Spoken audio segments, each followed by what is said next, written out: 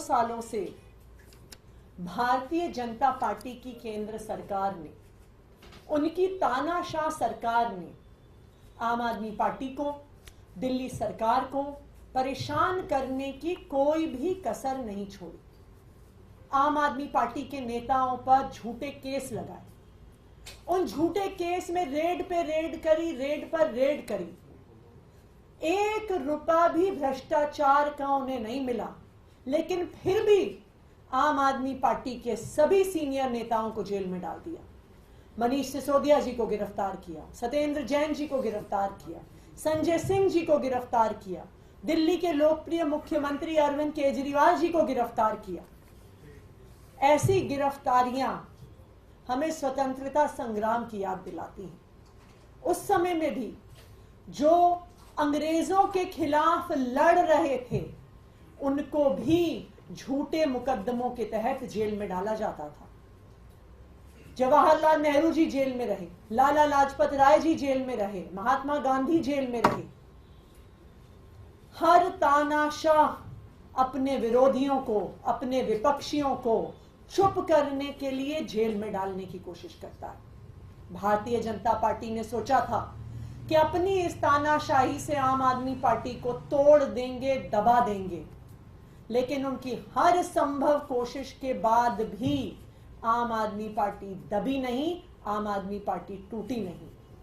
और आखिरकार मनीष सिसोदिया जी के जेल में 17 महीने होने के बाद भी जीत आखिरकार सच्चाई की हुई और सुप्रीम कोर्ट के आदेश से मनीष सिसोदिया जी बाहर आए।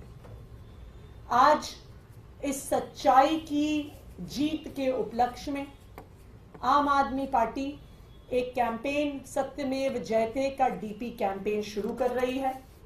आज से आम आदमी पार्टी के सभी सोशल मीडिया हैंडल्स पर, चाहे वो ट्विटर पे हो, चाहे वो फेसबुक पे हो, चाहे वो व्हाट्सएप पे हो, सत्यमेव जयते के डीपी कैंपेन की शुरुआत हो रही है। हम पूरे देश को ये बताना चाहते हैं, हम भारतीय जनता पार्टी को ये बताना चाहते हैं कि वो हमें कितना भी परेशान कर लें, वो हमें तोड़ नहीं सकते। वो कितने समय भी हमारे नेताओं को जेल में डाल लें, लेकिन जीत आखिरकार सच्चाई की ही होती है। तो आज दोपहर 3 बजे से सारे आम आदमी पार्टी के नेता, सारे आम आदमी पार्टी के हैंडल्स, सारे आम आदमी पार्टी के कार्यकर्ता सत्यमेव जयते की इस डिस्प्ले पिक्चर को एक कैंपेन के तौर पे शुरू करेंगे। Thank you. मैम, इसको लेने के अलावा एक मुद्दा और है कि इस बार दिल्ली में स्वतंत्रता दिवस के मौके पर झंडा कौन फहराएगा? हम 15 अगस्त को झंडा क्यों फहराते? क्योंकि स्वतंत्रता दिवस 15 अगस्त 1947 वो दिन था जिस दिन पर भारत के लोगों को खुद पर राज करने का अधिकार मिला। 15 अगस्त 1947 से पहले भारत में अंग्रेजों का राज होता था।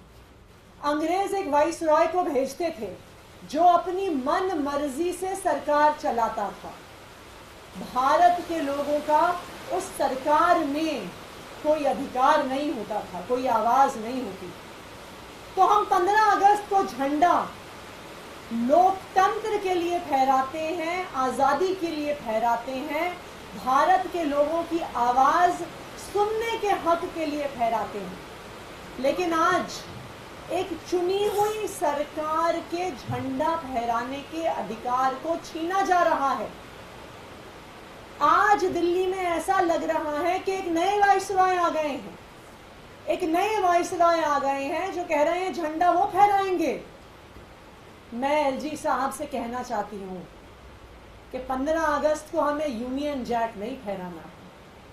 15 अगस्त को हमें स्वतंत्र भारत का तिरंगा फहराना है, और वो तिरंगा फहराना देश के लोगों का अधिकार है, दिल्ली के लोगों का अधिकार है, दिल्ली के लोगों द्वारा चुनी हुई सरकार का अधिकार है। और अगर चुनी हुई सरकार को झंडा नहीं फहराने दिया जाता तो इससे बड़ा तानाशाही का कोई प्रमाण नहीं हो सकता। तो हम देखेंगे कि भारतीय जनता पार्टी तानाशाही के साथ खड़ी है कि लोकतंत्र के साथ खड़ी है। आपके हिसाब से इसका रूल क्या है? कुछ नियम बने हैं कि कौन या किसको फहराना चाहिए तिरंगा? देखिए, जो तिरंगा है वो चुनी हुई सरकार फहराती है। चुनी हुई सरकार के मुखिया होने के नाते मुख्यमंत्री फहराते हैं, लेकिन मुख्यमंत्री अभी जुडिशियल कस्टडी में है, उन्हें झूठे केस में गिरफ्तार करके जेल में रखा हुआ है। लेकिन मुख्यमंत्री ने अपनी इच्छा जाहिर कर दी है। उन्होंने ये इच्छा जाहिर कर दी है कि उनकी जगह मैं मंत्री के तौर पे झंडा 15 अगस्त को फहराऊं। उन्होंने पहले एक चिट्ठी लिखी तिहाड़ से एलजी साहब को। वो तिहाड़ जेल जहां से सुकेश चंद्रशेखर की हर चिट्ठी एलजी साहब को पहुंचती है, जिस चिट्ठी के आधार पे एलजी साहब सीबीआई इंक्वायरी भी कर देते हैं। लेकिन दिल्ली के मुख्यमंत्री की जब चिट्ठी एलजी साहब को जाती है तो अफसरों से कहला दिया जाता है कि जी से पर्सनल लेटर बाहर जा सकती है, किसी भी प्रकार की ऑफिशियल लेटर बाहर नहीं जा सकती। ये कानून तो सिर्फ अरविंद केजरीवाल जी के लिए है, ये कानून सुकेश चंद्रशेखर जी के लिए थोड़ी है। उसके बाद अरविंद केजरीवाल जी से गोपाल राय जी मिलने जाते हैं। गोपाल राय जी जीएडी मंत्री के बतौर आदेश देते हैं जीएडी विभाग को कि मुख्यमंत्री जी की इच्छा है कि उनकी जगह मैं एज मंत्री झंडा फहराऊं। उसके जवाब में भी अफसरों से कहलवाया जाता है कि नहीं, हम इस आदेश को नहीं मानते। तो ये क्या है? ये अंग्रेजों के राज की तरह एक नए भारतीय वाइसरॉय साहब दिल्ली की जनता की इच्छा के खिलाफ, दिल्ली की जनता की चुनी हुई सरकार की इच्छा के खिलाफ जो सरकार चलाने की कोशिश कर रहे हैं, जो एक चुनी हुई सरकार के झंडा फहराने के अधिकार को छीनने की कोशिश कर रहे हैं, इस सब से तानाशाही की बू आती है। मैम, लेकिन